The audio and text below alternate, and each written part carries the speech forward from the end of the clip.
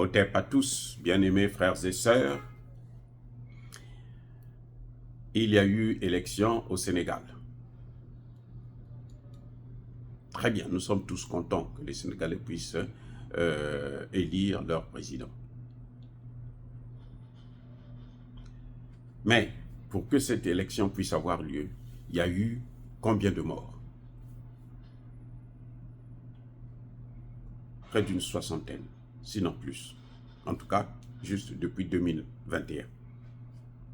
Donc, en 3 ans exactement, il y a eu près de 60 morts, sinon plus.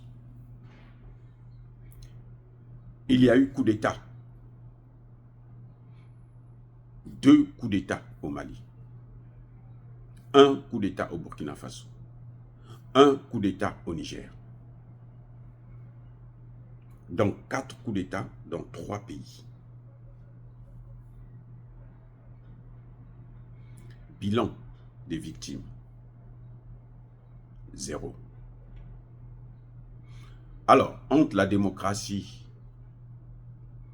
que prônent les partis politiques maliens, burkinabés et nigériens, et la démocratie et le renversement, parce que le coup d'État, c'est un renversement de régime.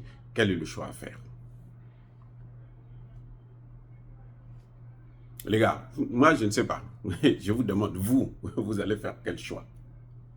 Il y a eu des changements de régime dans 3 pays. Et il y a eu 4 changements de régime, puisque au Mali, il y a eu 2 changements de régime. Non, au Burkina Faso aussi, il y en a eu 2. Donc 5, excusez-moi. Parce qu'il y a eu d'abord le coup d'État de Damiba et puis le coup d'État de Traoré. 5 coups d'État. 5 changements de régime. Il n'y a eu aucun mort. Et au Sénégal, un seul changement de régime par la voie démocratique, la démocratie occidentale, ou par la voie occidentale. Ça a apporté quel bilan? 60 morts. Il y en a qui vont dire 30, il y en a 40 et tout. Donc je prends un peu la moyenne, il y en a plus de 100. Je me situe autour de 50-60 morts. En tout cas, même un seul mort, c'est déjà beaucoup. Dans ces 3 pays-là, 5 changements de régime sans aucun mort. Au Niger, il y a eu élection de Mohamed Issoufou à 2 reprises. Il y a eu élection de Bazoum. Le pays appartenait aux puissances étrangères. Il y a eu l'armée américaine, l'armée française, l'armée allemande, l'armée italienne, l'armée... tous les pays du monde. Le pays était la démocratie. Et vous voyez la démocratie, l'uranium là, c'était l'uranium des Français. Tout le temps. Ils prenaient gratuitement. Ils n'achetaient même pas. On donne un franc symbolique comme ça. Maintenant, qu'est-ce que nous cherchons, nous, Africains? Quel est le choix du système politique que nous voulons? Je n'encourage pas les coups d'État. Non. Les coups d'État sont venus pour corriger, justement, cette démocratie, pour redresser la démocratie, pour passer de la démocratie occidentale à la démocratie africaine.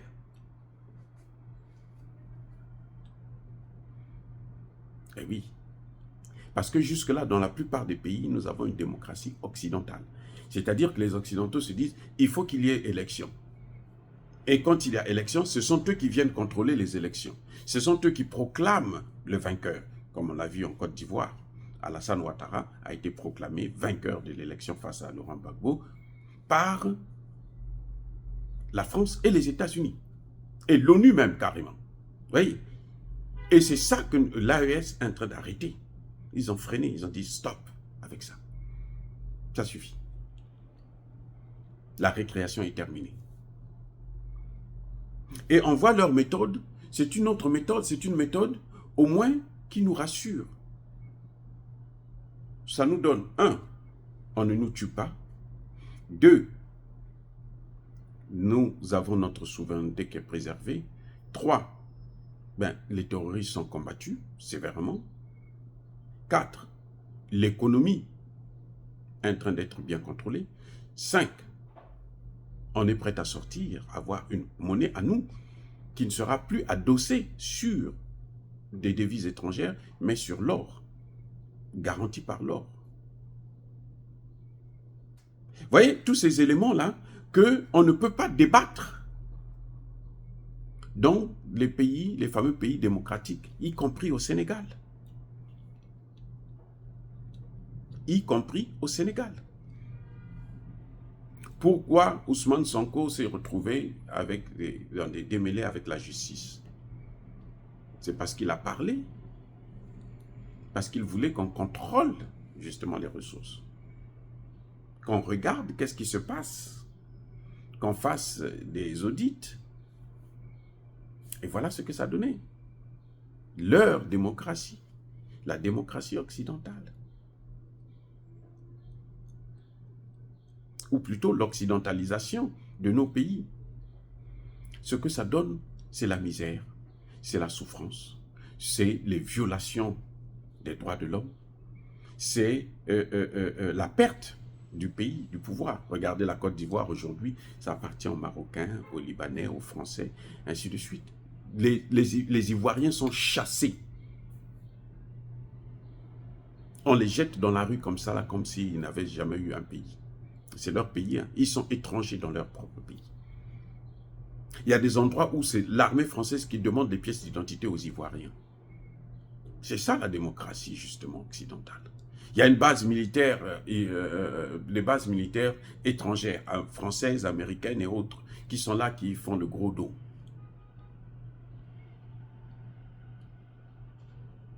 Et qui ne luttent pas contre le terrorisme, qui protègent leurs intérêts, qui pillent systématiquement le pays. C'est pas parce qu'on a construit un pont que le problème de la Côte d'Ivoire est réglé. Le café est acheté par la France, le premier client de la Côte d'Ivoire, un café. Vous savez combien il achète de café? À 1000 francs. Il n'y a pas longtemps, ils ont augmenté, ils ont ajouté 500. Le café cacao. Alors que au Cameroun, c'est pas moins de 4000. Vous voyez la différence? Donc, de quoi parle-t-on? Il n'y a pas, on ne peut pas comparer la démocratie que vous voyez au Sénégal, au Nigeria et autres, à ce que nous sommes en train de voir, l'évolution de la gestion. Parce que ce qui compte pour les Africains, ce n'est pas le bulletin de vote. Ce qui compte pour les Africains, c'est la création des richesses. Comme le Burkina Faso est en train de le démontrer là. Création des richesses. Au lieu de la création des urnes.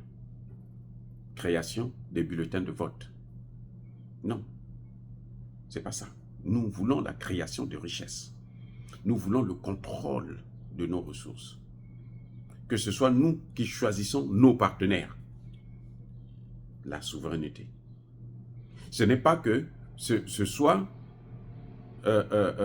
c'est la France qui décide de qui va venir construire un pont chez nous, qui va venir acheter nos matières premières, et quel est le prix, à quel prix ils vont l'acheter. Non.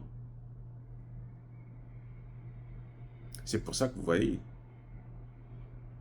que je condamne vivement les hommes politiques maliens, burkinabés et nigériens qui demandent à ce qu'on puisse aller aux élections parce qu'ils sont en train de chercher à ce que le sang puisse couler encore. Ça a assez coulé dans ces pays. Si les hommes politiques sont sérieux, s'ils ont des couilles solides, ils n'ont qu'à aller sur le terrain combattre le terrorisme. Ceux qui ont amené le terrorisme, là, ce sont ceux qui les soutiennent. Ils n'ont qu'à dire à ceux-là, arrêtez avec le terrorisme et puis nous, on va leur dire, maintenant le terrorisme est fini, nous on veut aller aux élections. Voilà la condition. Oh, bien-aimés frères et sœurs, dire cela, c'est inciter à la haine ou à la violence. Non, il y a ma colère, il y a ma haine. Encore une fois de plus, je persiste et je signe. Soyez bénis, soyez abondamment bénis par le Dieu des Kémites et par nos ancêtres angelisés. Mais que tous ceux qui persécutent le continent africain le pillent et le déstabilisent, qu'ils soient noirs, blancs, chinois, arabes, juifs, indiens, qui qu'ils soient punis, maudits, foudroyés, neutralisés, écrasés, effacés par le Dieu des Kémites et par nos ancêtres angélisés. Vive l'Afrique éternelle, j'ai dit et j'assume.